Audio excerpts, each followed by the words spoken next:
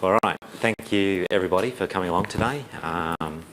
Thank you for finding the time to come to the last session when a lot of people have headed off for their first beer of the evening. I hope that everybody's had a good first day at TechEd. So my name is Derek Moyer. I'm a business manager at Citrix Systems. With me today I have Danny Newport. Danny Newport is one of my technical specialists. I'll let Danny introduce himself. Okay, so as Derek said, I'm his systems engineer at Citrix Systems. So my sole role at Citrix is to focus on our business and our relationship with Microsoft from a technical perspective. So a bit of history about me. I've been a consultant, or was a consultant prior to being at Citrix for around about 10 or 11 years, and started at Citrix last December in this role, focusing solely on Citrix as a consultant. So a lot of the Microsoft specialist stuff is new and interesting. So yeah, as Danny said, Danny's role is to focus on Microsoft technologies. Myself, I also do that. Success to us is looking at our products and how they work in the Microsoft stack. So what that means is Xen Desktop, XenApp running on Hyper-V. It's about integration with System Center and the tools. So we're going to talk about some of that today. But first, I want to get some good news out of the way. If you all fill in your forms and put down your mobile numbers on your forms and hand them in at the end of the session, we're going to do a draw tomorrow at the stand, and we're going to text the person that is the lucky winner of this Garmin GPS. Hopefully it'll be able to help you find your way home from the party tomorrow night to your hotel room. So hopefully. So not a bad little device, nice and easy and quite small. So let's get underway. So this session today is going to focus predominantly on XenApp 6.5. We're actually quite lucky because in the last week we've actually just done a release of quite a few of our products, a dot release of quite a few of our products, XenApp 6.5 and Xen Desktop 5.5. We've done some updates to the receiver product. So we're going to go through some of these changes and some of the additions that we've got here. We're really focusing on application delivery. And so XenApp 6.5, these are a couple of marketing slides that we have just to sort of set the scene. And I'm just going to step out of the lights. These are a couple of marketing slides that we have to set the scene, talking predominantly around how XenApp is the delivery application mechanism. It's the chosen mechanism that we're seeing in the industry today for delivery of applications on demand. What do we mean by on demand? We mean fast. We're not talking about installing those applications into your operating system, but we're talking about getting access to those applications from any device, be it a tablet, a smartphone, or a PC, any type of flavour of operating system that sits underneath that, and deliver that quickly to you. All in all, at the back, we're also been working very, very hard to simplify the management and the structure of XenApp so that it's easier for you guys to administer it in your own environments. So these are some of the things that we're going to show you as we drive through today. We wanted to highlight this one particular component, which is Microsoft App V, and I'm sure everybody's reasonably familiar with that being a Microsoft event. We work very closely with Microsoft on this. XenApp is actually integrates quite closely with App V. Our receiver products integrate quite closely with App V. The beauty of this is it gives you the ability to package your applications once and deploy many different times. Right, so deploy into into XenApp, or into your desktop, or into a virtual desktop for that matter. So this is probably the most common question that we get at Citrix, right? So why do I need XenApp over RDS, right? So what's the difference between XenApp and RDS? And just make sure everybody knows RDS is the newer version of Terminal Server. I'm pretty sure everybody's got that, but I'll put that straight. I'll give you 10 reasons that we pretty much come back with. It's any device, any endpoint. The receiver client will actually run on any type of operating system. In actual fact, we support over 1 billion different devices. Any network, we've done so much work, and 20 plus years of development is very difficult to work with and very difficult to beat. This is where you see the ICA architecture really come into its own, and HDX, and being able to deliver a really good experience over highly latent links. And this is stuff that we focused on in XenApp 6.5 to work better with highly latent links over mobile networks, wireless networks. And one of the things we wanted to show you today, but we had some technical challenges with the video, was how Flash works and how well that works, but we won't be showing that. Profile management. we've gone that step further about being able to deliver user-based profiles and being able to deliver better profile integration for your users so that your users get a very good, very personalised user experience in XenApp today. Policies around how we do power management, how we can trickle users off a XenApp box, take them off, drain them away, and then shut that XenApp box down and give you a green type environment. We do this through our policies.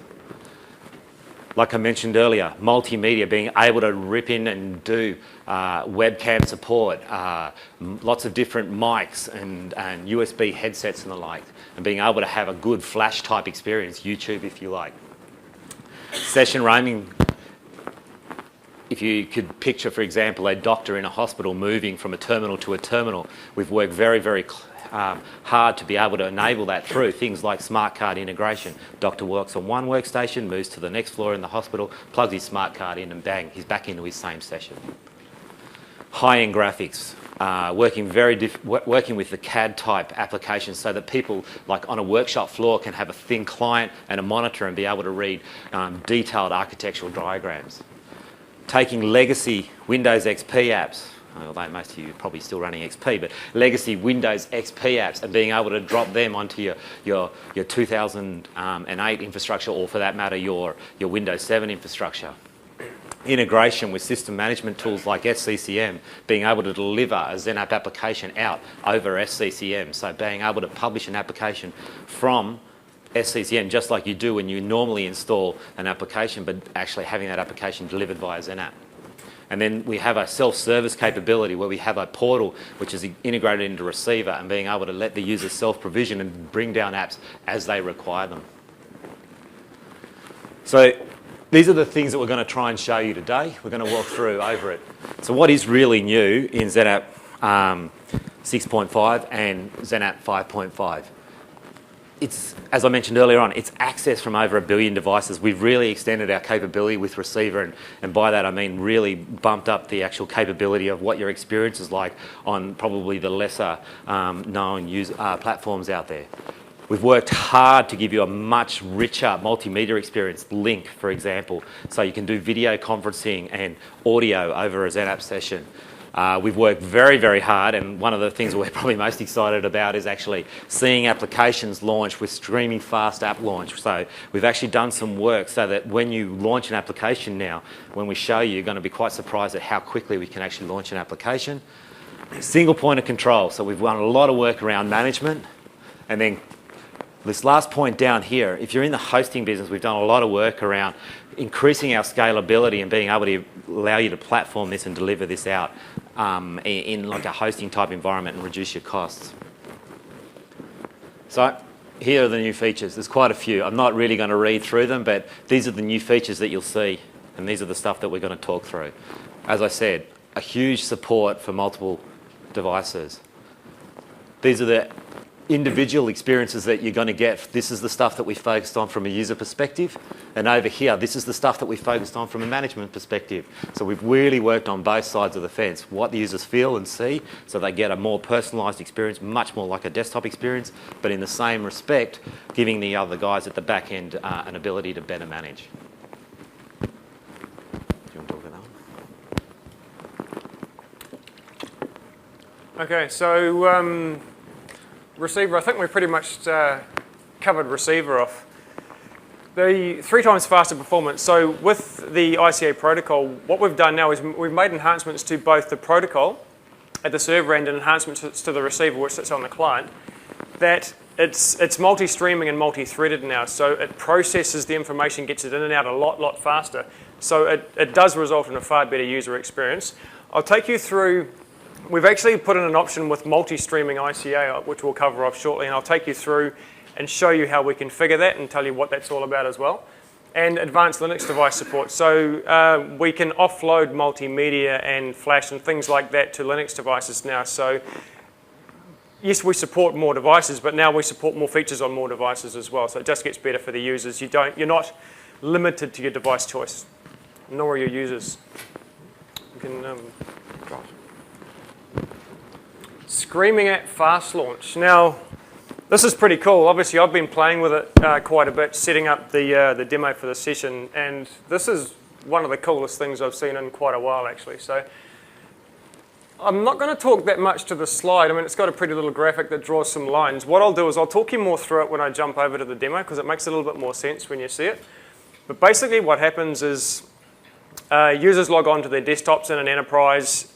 A session will pre-launch on a server, given certain constraints and triggers.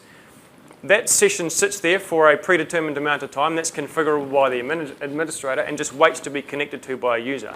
So when a user clicks on that application icon to launch it, it goes bang. There's no session starting, creation, waiting, here's your profile, all that kind of stuff. It's already waiting to be connected to on the server. So it does result in a really, really good user experience. Streamed apps and shared VHDs for instant startups as well. So for app streaming, we mount a shared VHD, which can be shared across, obviously it's shared across multiple users. Less data traversing WANs and storage and all that kind of stuff. And again, streaming apps start like that as well. So we've done a lot of work on what the users see and feel. Okay, this is my... I'll just make a comment on session linger as well. So I'll show two things. So there's session pre-launch and there's session linger. So instead of talking to slides, I'll switch over to the other machine. Okay, demo machine. So I've logged on here as Joe Average User. Down in the corner here, you can see the receiver icon. So the receiver auto logs on using whatever credentials I happen to have logged on to my network with.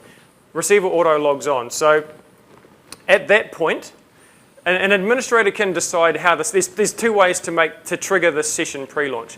It can be done as soon as receiver logs on, so it'll log on and then trigger the pre-launch, or you can schedule it. So if you're running virtual desktops instead of a notebook or something, if you're like me with my virtual desktop, I don't log off my virtual desktop that often. So having a session pre-launch on logon probably wouldn't suit my virtual desktop that well. So I'd have it scheduled to maybe pre-launch at 8:30 in the morning. So when I come in at 9, my session's ready to start without me having to log off, log on, that kind of stuff. So you can pick and choose how you do that.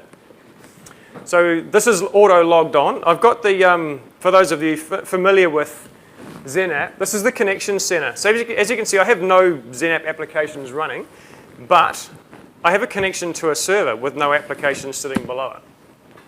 So if I just run Word, for example, boom, that's how fast. You can see it turns up under here, but that's how fast XenApp apps start now. That's ridiculous, isn't it?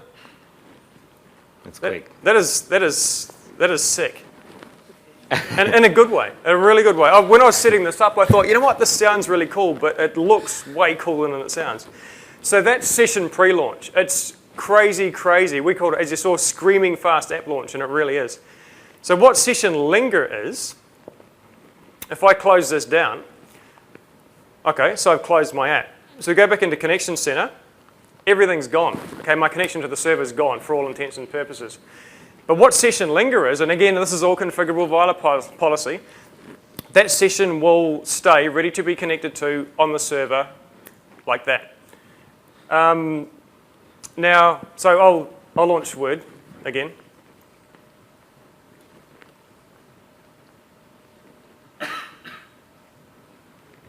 Oh, look at that, it dropped it. Demo gods. I'd like to highlight that we are running a Hyper-V server on a laptop with XenApp Live as demos. a virtual machine sitting underneath. Maybe I didn't configure that quite right. So what session linger does is it holds that session open on the server, and you can configure. I think I configured like a 10-minute session linger, but maybe I didn't. Maybe they should have configured that longer, but it leaves it to be connected to. Now in XenApp 6 and all previous versions, what happened with a reconnection was when you start that session like I did just then, it has to set up a temporary session, look for any existing sessions, and then swap it over and reconnect that session and then drop the temporary session. It's broken. So we've dropped the whole need to do that now.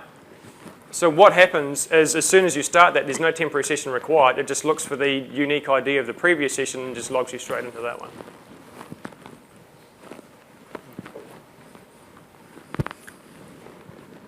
Thank you. So that was session pre-launch and session lingering. Yeah.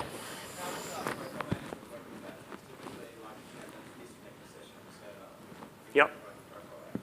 So How does profile management work with the session not logging off, lingering for a while? I guess that depends on what profile management tools and so UPM does write back at set intervals, right? So you don't actually have to log off completely for UPM to write back your profile changes. So that can handle that. You don't lose anything, and your session's not going to be rudely disconnected and just dropped. It will do a graceful log off once that timeout period's been exceeded. Okay, I just want to, sorry, another question? Okay, so as Derek said, last week we released XenApp 6.5. There is a new receiver 3.0 that's downloadable. It either comes on the media or you can download that separately from the web. You need that.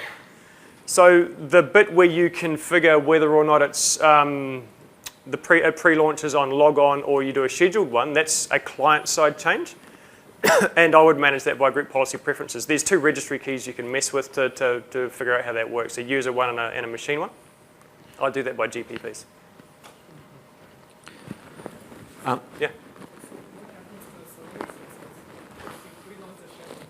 Yeah, that's a really good question. So the question is, what happens to server resources? Clearly, the 2 things happen. Yes, you're using server resources. So when you're pre-launching sessions, server resources are utilized. Also, licenses are checked out. So you're consuming a license and you're using more resource on your server. So I'll show you in the XenApp console how you can determine what happens and what sessions pre-launch. You actually have to deliberately, like when you publish an application, you create a pre-launch application for that application. So it's not just across the board on everything, doesn't set up another session ready to connect to for everything. You can determine how many of those actually occur. Do you want to shut that down? Or do you want to show it now or not? I can do this. It's up to you. All right, while Danny brings that up, I'll just jump on to the next slide while he's just going through that. Right. So everybody's familiar with Flash. It's probably the most commonly used video format on the internet. I'm sure we've all spent some time in YouTube at some point or another having a giggle. We've done a lot of work around how we give Flash capabilities out. I can tell a very true story where we had a customer who had chosen a different solution. Their manager was interviewed on ABC TV, came back, jumped on his website in his session to view himself on ABC TV, and he couldn't, and we were called in the next day. So as a result, you know, the work that we've done around this and the way that we deliver this has been critical in giving the users the best experience. And it's really about giving the users the best experience, and that's what we focus on. So we've gone to a generation 2. So everybody's familiar with HDX, I'm hoping. So we've gone to generation 2 for Flash redirection. So we've actually added a whitelist option, which I think is actually a great feature. So if you actually don't want them to go to YouTube, then we can actually stop that and we can control that capability. We've got some intelligent fallback capability within the client. So, and in my next slide, I'm going to explain how we actually do the Flash rendering and how we look at that. But what we can do now is, if we actually start to have a Flash session running and it doesn't seem to be working so well, then we can actually fall that back to the server. We've added device support for Linux clients, or better support for Linux clients, as Danny mentioned before. So just this is the important part for us around Flash. It's far more than a protocol, right? So we inspect the server, we inspect our network, and we inspect our endpoint. At that point, we make a decision, right? If it's possible to render Flash on the end device, and this is really what I wanted to show you, but it's a bit hard with multiple networks in the room, we'll actually render and run the Flash video on the local client device. If it's not so good, we'll fall back to the server, we'll render it on the server, and we'll, using the actual HDX protocol, we'll drop down the bits that we need to do that. And we've done that through being able to break this down. from the testing that we've seen from people like Login VSI and the likes, we're getting 90% less bandwidth than competitive solutions on the market today. So what does that mean? If you look at things like how hard it is to do things versus how hard it is across a network type, this is the sort of, and I don't really need to speak to this, you can sort of, you can understand this quite easily, right? So just plain old everyday database. This is a little bit older than before Remote FX was released, so we do see some differences there around the RDP with Remote FX, but basically, you know, you can really see that, you know, HDX is really spanning out, and this goes back to that 20 years plus of development that we've done. Do you want to go back and show them the capability of that now? I'll show all the consoles at the same time, probably. Okay. Do you want me to switch to the next one? Yeah. Yep. You want to talk to printing? Printing optimization. We've done quite a lot of work, and there's still obviously a lot of work to be done. So printing is like a 3-year project for Citrix. It's been going probably in earnest a year and a half, maybe 2 years already. So last year we released some enhancements to printing. There was a printing enhancement pack that came out where via policy you can configure how your print jobs are managed and you know, your DPI and black and white and all that kind of stuff, and made an enormous difference. So with the 6.5 release, we've made more improvements again to printing. So as you can see here, using 10% of current bandwidth requirements is pretty huge. It means your network doesn't get hit as hard. It means your print jobs come out faster. It means your users are more productive because they're not waiting for stuff to come out all the time. I mean, as I said, I've been consulting in the Citrix space for over a decade now, and I know printing has been one of the biggest pain in the asses out of everything for Citrix. And you know, there are heads nodding and stuff. We know that, and that's why we're doing this, right? It's making a huge, huge difference. Creates new printer sessions in seconds, and you can plug in printers on the fly if you've got USB ones and whatever. Picks it up in your session. You don't have to log off, log back on, or reconnect, disconnect, all that kind of stuff. It just picks it all up now. So it makes a big, big, big difference. So hopefully all that difference for you guys means happier users that complain less, ring up less, that kind of stuff. Multi-audio support for plug and play. This is interesting. I looked at this one and I thought, I don't get it. But there's actually really good use cases for this. So multiple speakers are supported, being passed through into XenApp sessions. Multiple microphones are supported. That's the one that had me confused. Going, how many people are going to look at this at once? Call centers. Call centers, there you go. It opens up a lot more options in call centers. So we did have another slide in there somewhere. So for example, call center operators can have the phone ringing on one set of speakers and can be listening to or talking to users and interacting on the other set of speakers, for example. Just simple things like that. So we've done all this stuff based on feedback from customers. I guess there's not people out there just doing things because it sounds cool. There's actually a really good reason for that. So what we're finding from our customers is, from a business perspective, I don't want to say outsourcing because that's not the right word, but call center overflow is something that they're looking at. I think it's a much better terminology as well. So, and what they really don't want to do is they don't want to put their infrastructure into an overflow center, which is essentially a center available for multiple users. So they're actually really coming to us and looking at how they can use that overflow center, I was almost about to say call center, that overflow center's work environment, their internet connection to get back into their business, yet still have a safe, secure environment. We're finding that XenApp is being used heavily here, which is why we've done a lot of work around that. If you actually look at a lot of the telcos, both here and particularly around the world, they're actually using our technology for this. So that's why this work has sort of been driven this way. Danny? Switch, next. Okay, there's lots of stuff listed in this table. I guess one of the takeaways from this table is XenDesktop 5.5 and XenApp 6.5 are still different in terms of some of the things they can do. Typically, as a rule of thumb, XenDesktop's more advanced than XenApp still in terms of its HDX features and some of its performance as well. Some of that's due to the platform it's sitting on. One's Windows 7, one's a server platform, and the other, I guess, is probably due to XenDesktop being our flagship product and getting a lot more focus. So things like frames per second for video and things like that. I mean, as you can see, they are both configurable up to the same maximums, but there are differences and reasons why you probably wouldn't do that on XenApp, given that you're sharing the environment with a lot of other people and reducing scalability as a result. We've really thrown these up partly to give you the technical differences, but also to help you really understand in your businesses when you're looking at it why you would pick one over the other, right? So, or why you would use one or the other is probably a better way to explain it. Yep. Another one, and this is more where the platform comes into it, is the HDX plug-and-play USB device support. So as you can see, pretty much everything that's detected by a Windows 7 operating system as a USB device is passed through into your Xen desktop session.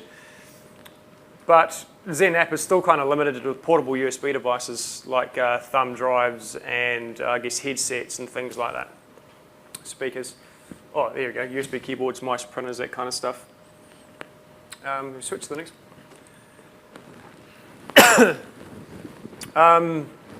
Adaptive display is largely limited to Xen Desktop 5.5, and we do have a slide, I think, on adaptive orchestration. I think we've left it in. I'm not going to read through them all. As you can see, there are differences. You guys can read differences in them. But having said that, they both ridiculously good. So, and just to sort of hold the ground, you can see the slight changes that we've made between XenApp 6.5 and XenApp 6. And in particular, you can see that we've focused on the QoS of the HDX or the ICA infrastructure, so you can actually use QoS now as part of that. We've done a fair bit of work around policies in that space as well. Okay, this is the multi-stream ICA I was talking about. So what we've done is we've actually, this isn't enabled by default, but you can enable splitting out the ICA stream into multiple ICA streams. So everyone knows port 1494 and port 2598 have been around for quite a long time now in the Citrix space. It's going to change again. So now when you split it out, you obviously need to do that over multiple ports because these are multiple TCP connections going across the wire now. The good thing about that, in fact, there are no bad things about that. One of the good things about that is quality of service. You can now go, I want this stream to be real time, I want this to be low priority, and that can be your printing and bulk traffic and that kind of stuff. You can do normal network stuff within the ICA stack now, which is really kind of cool. And you whack our branch repeater technology on top of that, and you've got screaming fast networks and screaming fast app launches, and people are screaming everywhere. In a good way, in a good way. UDP audio, you'll see that's a new thing. We haven't done UDP before. So we're splitting out UDP into an audio stream. Again, that's not on by default. You can configure it. But it's more real time now. So if you're doing link OCS or something like that, you're now getting real time because there was some getting out of sync with audio and video before. So with UDP audio, it's more real time, better performance. It's kind of how most voice traverses the networks anyway. So Danny's going to show you a bit of Okay, that. so clearly on a laptop, I can't show you how great it is traversing a network, but I will show you where you configure this stuff and what it looks like. Sorry, switch to 3. So while I've got that up there, this is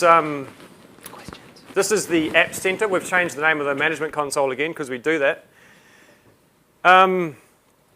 You can see for Excel, you can see that, yeah. You can see for Excel, PowerPoint, and Word, I have created a pre-launch application. So it doesn't happen by default. So what you do to create one of those is you highlight your application, right-click, Other Tasks, Create Pre-Launch Application. So you don't have to do that for all your applications. If you just want one to pre-launch because people always start Outlook first thing in the morning, just create one for Outlook or whatever. I mean, you'll work it out as you go, but you don't have to do it in bulk across the board and have, as you were saying, lots and lots of server resources taken up for no good reason. Also, the way to manage how many sessions get started up, everyone doesn't have to have it happen because, as I said, you can configure, because it's a client-side configuration, you can push down group policy preferences to go, this group always gets pre-launched. Like the execs get stuff starting fast all the time, right? Because you would do that, I would. You want your job, you would, right? Unless you want hardware. Unless you want more hardware and go, it's running really slow, I needed more bugs. More bugs? But using, obviously, group policy preferences, you can filter out who gets that pre-launch, who does, when it happens, when it doesn't, that kind of stuff. So yes, it uses more resources and more licenses, but not for everyone. So that's that. What was I doing? HDX. So HDX. I'll just quickly switch back to this. You'll see there's a node called policies inside of the XenApp console. That's been there for a long time. We've always done policies. That's what it looks like. If you're doing proofs of concept and you can't get access to Active Directory, this is the way to configure the environment, right? Because you can go nuts on it. In an enterprise, this is how you do it. Group policy. So as you can see, you need to manage this from a XenApp server, by the way, so you actually see these snap-ins. So where's snap-ins to group policy? If I highlight this, it looks just like what I saw in the other console. I'll just highlight this and make it bigger so we can see. Highlight active settings. You can see there's a multi-port policy and multi-stream. Multi-stream's easy. It's a, is it on or is it off? This is where you turn on, decide whether to split out your ICA stream into multi-streams or you don't. This is off by default. Multi-port policy, you can choose your ports, which is really cool. I can change these port numbers. I just decided to increment from 2598. This whole splitting out is dependent on session reliability being turned on, which is why I started from 2598 and counted up, not 1494 and counted up. So session reliability has to be on for this to work. You can make these ports any number you want. It doesn't have to be sequential. It's just a number of ports, really. As you can see, the ports you can choose whether it's very high, low, medium, that kind of stuff, and that ties straight into your quals policies as well, which is kind of cool, I think. So that's, I mean, I can't show you it traversing a network. That's pretty much it in terms of media stream policies. Let me just switch back here.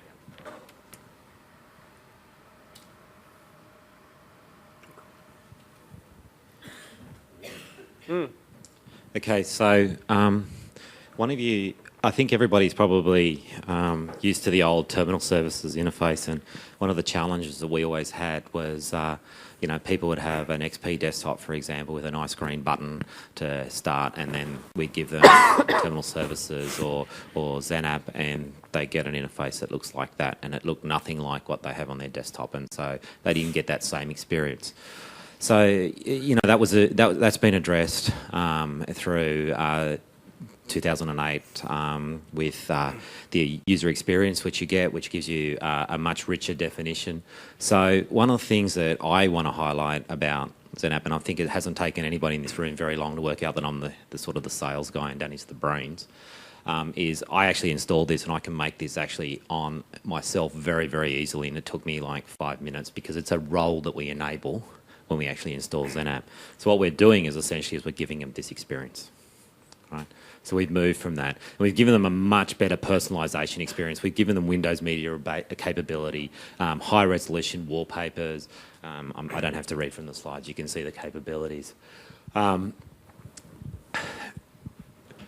I think what it really addresses, though, is it's that component back to the user. How does that user feel when they're in a terminal server environment? So many of those people go, oh, but it's not the same as that person there.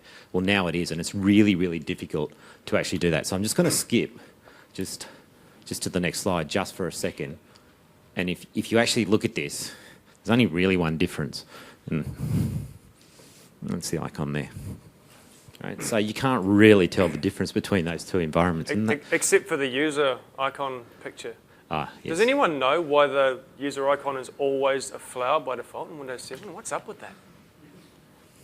Flowers. It's green. It's green.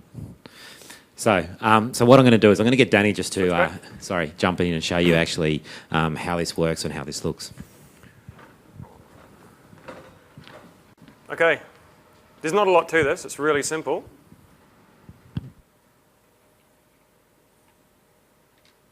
Close that. That's it. It's a XenApp server desktop looking like a Windows 7 desktop. As you can see, we've got the flower. As Derek said, this is enabled via a role. I wasn't going to jump in here, but this, you've been able to, I mean, desktop experience has been in Windows Server 2008 for a little while, obviously. But now what we've done is we've actually included it in the XenApp install process. You don't have to remember to go back and do this and go, oh crap, my desktop looks rubbish, and I'll have to go back and enable another role and then change stuff and enable themes and all that kind of stuff. If I go to remove server roles, maybe add server roles and lets me, yeah, see, this is why I wasn't going to do it, because I don't have the ISO mounted for it to go in and look at the media. So, needless to say, during the install process, you select desktop experience. It's a tick box. It installs the desktop experience role. It enables the themes service. The desktop wallpaper doesn't come up by default, but you can put any high-res wallpaper you want in there, but this one, the Citrix Enhanced Desktop one, comes fitted for you. And it's branded Citrix, so it's good. Oh, it looks kind of cool, I thought. So I've actually been at Citrix now for just on a year, and I've spent the last 7 at Microsoft. And you know, I've lived through. I did a lot in the systems management business, so I lived through, you know, trying to install SCOM or MOM, and you didn't have this MDAC version. Please go and download it, and I don't know where it is, but you need to download it. And it was really difficult. This experience is really, really easy. It'll actually go and install the applications, and we actually pre-package all that information on the CD, or the right tools on the CD. Yeah, I don't know how many of you guys have installed any of our products recently, like XenApp, Xen Desktop, or the latest provisioning services as well. You used to have to go, you'd start the install, I would because I don't read instructions, so you'd start the install process and go, oh, you're missing this prerequisite. Oh, crap, you have to go and either enable .NET or download this or that. Now, the install process covers everything off. If you have to enable server roles or download prereqs or anything that's required, just comes with it. You go next, next, next, next, next, done. Walk away, come back a few minutes later, you're finished. So it's really good for admins that don't read admin guides. Don't feel alone. I don't think there's anyone in the room that reads the manual first, is there? Put your hand up if you do. Okay, liar. He works for Citrix, he's a liar. And not because he works for Citrix, sorry. Just clear that up. All right. Okay, so we've done a bit of work on management as well, and one of the things that we've actually done is exposing how the HDX protocol works in the Desktop Director product. So we can't show you this today, but we can on the stand, so please swing past and have a look. The Desktop Director is a component that comes, it's a help desk tool. It's there to enable you to actually inspect and look at individual sessions. It's something different to EdgeSight if you're familiar with EdgeSight. So, and what it does is it gives you that capability to go away and have a look at what the HDX experience is like. So you can see that just over here. It's a bit hard. Please do come past the stand and we can show you that. It's actually quite a good tool for diagnosing. It's a portal. Okay, this is a management portal. It's a point for you to go and actually look and get information. It's not your configuration tool. It's a portal, and it's a very, very powerful tool. Yeah, so just to add to Desktop Director first arrived on the scene in the release of Xen Desktop 5.0. It's a Xen Desktop product, or was. So the Xen Desktop and XenApp lines are coming closer and closer together. So now Desktop Director includes support and integration for XenApp. So Desktop Director is a web-based console, as you can see just up there. It's not an MMC snap-in like the config, like the admin tool is. So the idea behind that is, with data center, let's call it outsourcing or call center overflow, they usually don't reside inside of your network, right? So MMC consoles are not going to work for people like that, which is why Director is a web-based console. So multiple customer environments can be managed by the one console, by the one web server. They log in using certain domain credentials and see a certain set of results based on whatever they happen to log in as. So having that XenApp support is really, really cool. And it's easy troubleshooting. They can log into there and go, my flash doesn't work, and they can go, yeah, it's your client device. You need to upgrade your flash player or something like that. You don't have a plugin, or you're actually logged onto a device that doesn't support it. You're on an iPad or something like that, right? You can see it's really graphic. There's a little exclamation mark there going, you've got a problem. Or you can drill down into that, it'll tell you what the problem is. Or you've got a cheap ISP who's like not giving you very much bandwidth. Can I go to the next slide? Move on. Yeah. So one of the things we wanted to do was we wanted to show you power and capacity configuration. So it's a very difficult thing to show on a laptop because it's not really a server. Yeah, I've got one laptop and one XenApp server and one Hyper-V host. So power and capacity management is a bit of a moot point because you can't move stuff around to make it, better performance or to power a server down to say power or something, but you get the idea behind it.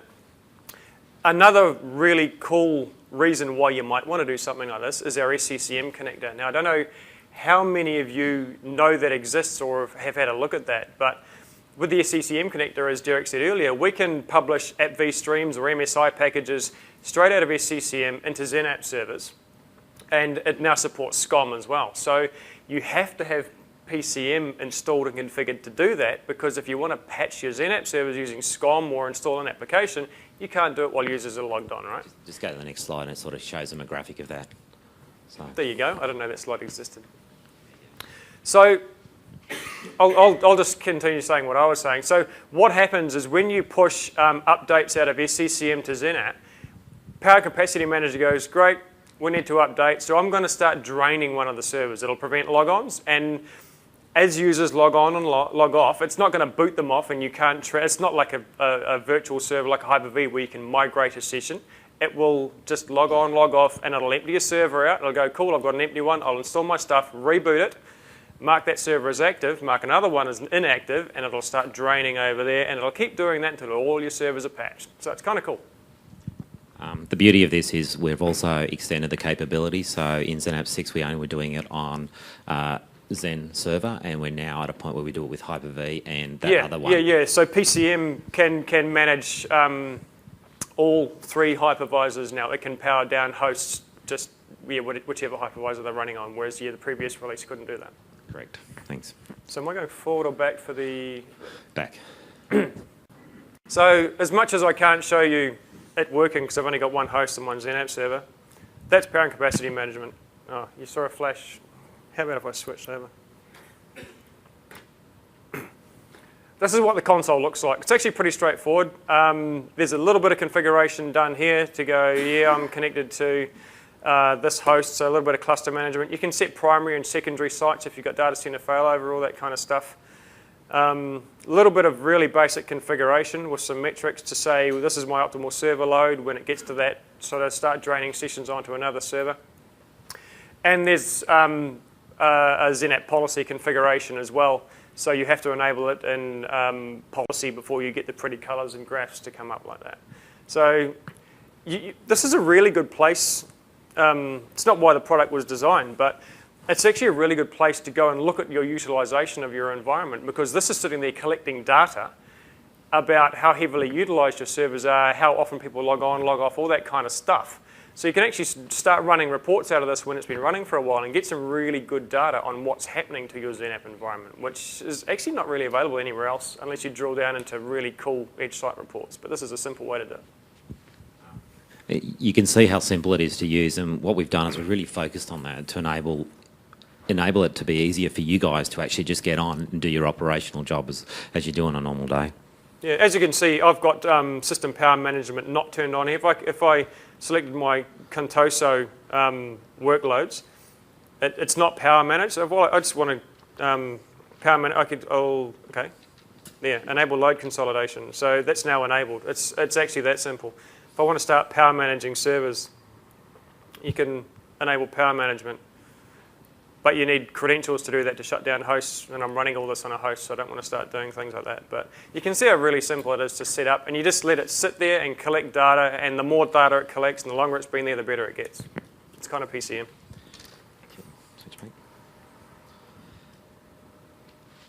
Okay, so we've been talking about hosted shared, and so I just wanted to we're going to talk just a little bit about Xen Desktop and a new capability that we're introducing into it. But just before we do that, we just wanted to talk just briefly about desktop virtualization and what desktop virtualization is to Citrix. It's not just VDI, right? It's not just XenApp. It's a whole gamut. Danny, can you just build it out?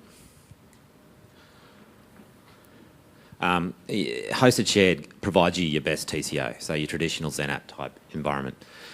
If you want to have a secure and a personal environment, we have hosted VDI. That's Xen Desktop. If you want to do like streamed VDI, we have a capability, fantastic for labs, schools, where we actually stream down desktops. So you do a Pixie boot up and we start to stream down an image of your operating system, right? Very similar to AppV.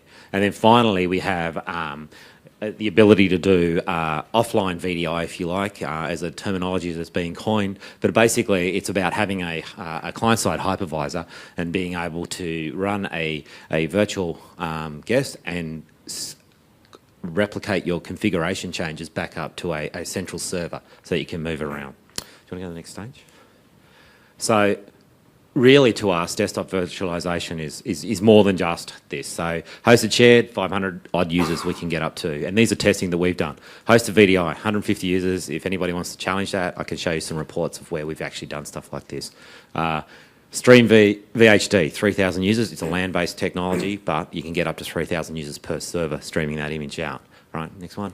Local VM runs locally, online or offline. Gives them the ability to run their VM in a plane, if you like. Right, but really what it's all about is about making sure they get access to those applications, right? So that's really what this is all about. It's about application, right? I mean, we're all here to provide a service. That service is, my customer needs application X, let's make sure they get it. Yeah, that's what pretty much all of your jobs and our jobs, my job as when I was consulting all those years, all it really boiled down to when you think about it is getting information to users, and the way users get that information and manipulate it and use it is via applications. All of what you do, the network stuff and the SQL stuff, it's about getting applications to users so they can do their job. It's as simple as that. Okay, so this is my favourite slide. So VDI alone really... The ice cream slide. Yeah, it's my ice cream slide. VDI alone really offers you just a single sort of TCO model. You're not going to get that true environment. There's a problem with that. Right, you really need more than that. You need to have more ammunition, right? And that's really about, and this is actually, if you really like, a licensing slide. So Xen Desktop provides you a licensing model that allows you to both buy Xen Desktop and XenApp, right, under the single license, and be able to pick and choose and deliver your users the environment that they need, right? And that's really what we're about. So briefly going to touch on Xen Desktop now. So if we just go over, we acquired a company in the last month or so called RingCube. I don't know if anybody heard that announcement. Thank you. This is true. Okay, so RingCube is being rebranded, Personal vDisk, and it's actually coming out as a technology preview as part of Xen Desktop 5.5, right? So it's available today. So we've essentially taken this code and I guess done a search and replace on the word RingCube with vDisk and then sent it out, right? So what is it? What does it really do? So one of the things that people want is they want to have the ability to have a personalised experience in a Xen Desktop environment or a virtual desktop environment, whether that be pooled or a static image, right? So pooled images is essentially a single infrastructure, and what we do is we provision disks on demand, virtual disks on demand for them as they come into the session, versus static, which is what you give to the exec to make sure that they always have their desktop, right? Go to the next slide. Right, what we're doing is we're actually making the user's profile and their applications persistent within this virtual disk. Right, this virtual disk will attach to the actual virtual VDI image that we're delivering. Right, it's currently working today, and it's recognised to work with all of the industry standards from Microsoft. So it'll work with SCCM, AppV can deliver into it, and we'll show you sort of how this works. It's a bit hard. We can't demo this here today, but we can talk about it. So and an assigned desktop. So this is a single desktop for the user. Each user has an operating system which has got a base image. It's got peripherals and user installed applications. Right, it's complex. It's a high cost in a virtual desktop environment to implement in a scenario like this. Right. In a pooled desktop, they have an operating system and a common base image, which we deliver out to multiple guys. But what it does is restrictive from a personalisation perspective, and it really offers them a less than acceptable, I would say, not unacceptable, but it's much more IT controlled. Bastard operator from hell, if you like, image, right? So delivering that out, and we're controlling that, because what we're really doing is we're giving them a fresh image every time. They get a great experience, but it's less personal. Right? So, and that offers, the advantages of reduced storage, right? So we only need to essentially create small deltas of differences between them. It's easy to manage. It's a good solution, but it's not as personal. So what we're doing is we're looking at a way of being able to deliver. Actually, just go to the next slide, I think. Yeah, so let's just go through the workflow of how this works, right? So we have a common base image and it has the common apps. These are the apps that everybody gets, right? So it's your Office applications, right? We create the VM pool, we deliver that down. So this doesn't really matter whether it's a pool disk or a personal disk, right? We create the pool disk, the user logs into their session, their profile is created on First Storage and it's attached. This is where the vDisk gets attached to their environment and all of their settings starts getting pushed into this virtual disk, right? So some locally administered apps from the IT department drop down, users go and install Skype and iTunes and all other, I need to have my personal apps type applications, different types of browsers and the likes. Some streamed apps come down from AppV, for example, or XenApp streaming, they get delivered in. We do an image update at the base. And everything changes, but guess what? Those apps stay the same. And they plug back into the operating system. We don't have to re-deliver them. If it's a pooled environment and the user logs in and then he gets a re-image every time, guess what? Those apps are still there. They follow him. They follow that user. If you think of things like Office 365, which they'll talk to you about downstairs, I'm sure, they deliver Office via the cloud. The idea is let's outsource Exchange to the cloud, for example, right? But you still need to have a local OST. This is where you stick your OST in a pooled environment. Right? You stick it in there, right? Then you can actually really start to reduce your infrastructure and your costs as the way you move forward, right? This is a really exciting piece of technology, not only just for us, but I think for any IT admin, right? And we're extremely excited about the possibilities that this can do for us, right? Yeah. The challenge is, up until now, with using pooled desktops and difference disks is exactly that image update process. It's all great until you want a service packet, and then your difference disk is basically alienated and useless. So with the RingCube stuff, there's an agent installed on your virtual desktop. vDisk. RingCube vDisk stuff. There's an agent installed in your virtual desktop that just deals with it. It reassociates. You don't lose it. You don't lose any of your customization, personalizations, or applications. Worst case scenario, if the administrator, let's say as a user, you install Firefox, all right? And then the admin goes, you know what, maybe that should be in the base image. And they install a later version of Firefox that breaks yours. Worst case scenario, either delete yours or upgrade yours. It's not going to break anything significant, right? It's pretty much saying the same thing. Yeah, it's just really saying the same thing. So it just sort of gives you a look and a feel of how it actually fits together. Basically what this covers off is current profile management technologies that's pretty much what it handles now, like our profile management technology and a lot of the AppSense stuff, although AppSense kind of creeps over into the user-based policies as well. It's all down that end of the spectrum. No one's dealt with this end before, the user-installed apps and the corporate-installed apps and all that kind of stuff. The personal vDisk covers everything.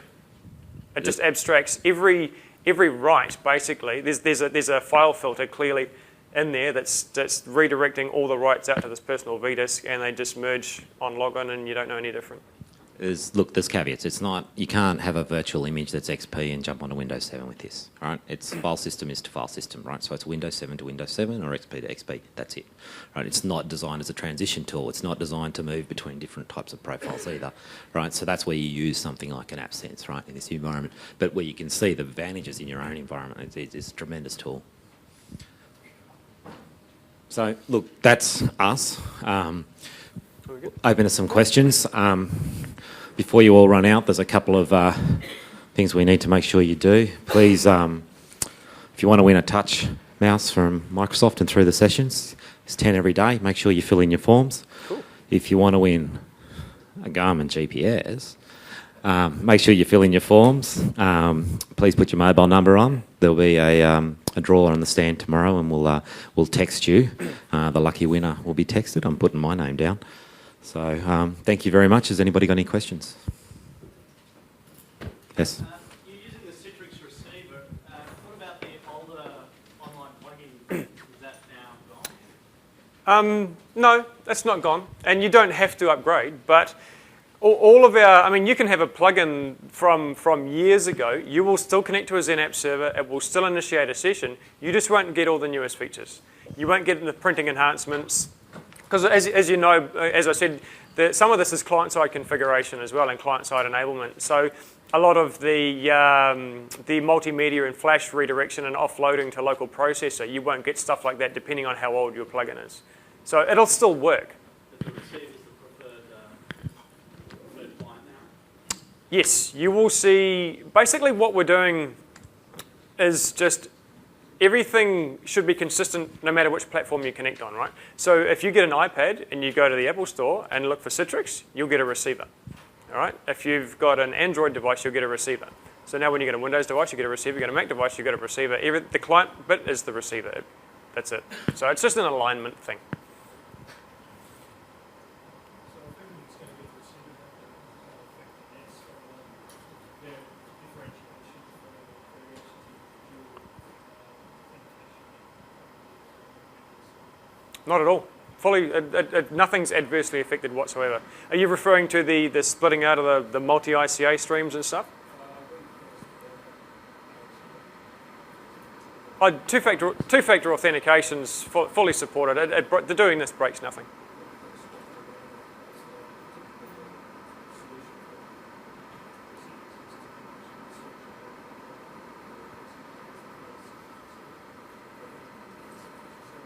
Are you talking about from external? Yeah. Haven't tried it with the new one. I mean, it was only released last week. I don't. If there are any problems, raise them. But I haven't heard of anything yet. I can't answer that unequivocally though. You're right, very good question, but it does cause you to create a policy, authentication policy for the header, and it's receive, which is available from the mobile device. But come system standard contact through the Windows device. Yeah. Any plans for a receiver for like replacement? Yes. Yes, there are. So the question was, are there any plans for a receiver for the BlackBerry Playbook? Yes, there is. Not yet. It's being worked on. It's being worked on by guys in Sydney that work on the same floor as we do, just down the hall. So we've spoken to them. They've given us a demo of it. So it's there and happening. It didn't look too far away, but it's not released yet, and I'm not aware we've announced a release date for it yet either. But it's coming, definitely. What's the upgrade process from 6 to 6.5? Okay, good question. The question is, what's the upgrade process from 6 to 6.5? It's a migration process. It's not an upgrade process. So you would have seen in the first couple of slides, there's a migration center tool that's provided. So basically, that'll suck all the settings out. You build another environment alongside, and you suck your settings back in. Now, as I said, I've been doing the Citrix consulting thing for a decade or so, and I did 0 on-site upgrades. No in-place upgrades whatsoever of any XenApp environments. It just wasn't the best way to do it. Your administrators usually end up collecting a lot of garbage, and there's misconfigurations and stuff, and your SQL database gathers crap and gets corrupted. And you know what? Just ditch it. Start again. It's always the best way to go. If you're going to go through the pain of an upgrade, just do it properly. Really. So it's a migration, not an upgrade.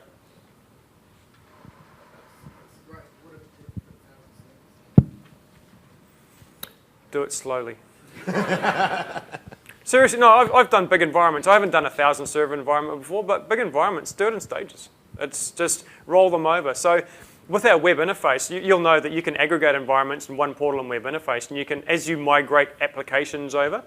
So I don't know if you've got applications that are siloed into silos of servers and stuff like that. That was a traditional way years ago to do it. If you're still doing that, pick a group of apps, migrate them across, aggregate them into web interface, hide the legacy ones, and just do that stage by stage by stage. It depends on how your current environment's architected, but I would do it. Sorry? Do we have any what, sorry? On the difficulty, I think a lot of people stay on previous versions of Citrix because of this problem with migrating to the new version. I don't have any stats. I mean, we have support guys that probably keep stats. I don't know particularly on stuff like that, but in my experience, the biggest challenge in doing any kind of Citrix upgrade is usually the application compatibility bit of it. And that's because we're doing the new version of XenApp goes on top of a new platform. So when 2008 R2 came out, we're now running on a 64-bit platform. That's probably the biggest hurdle people are getting over right now.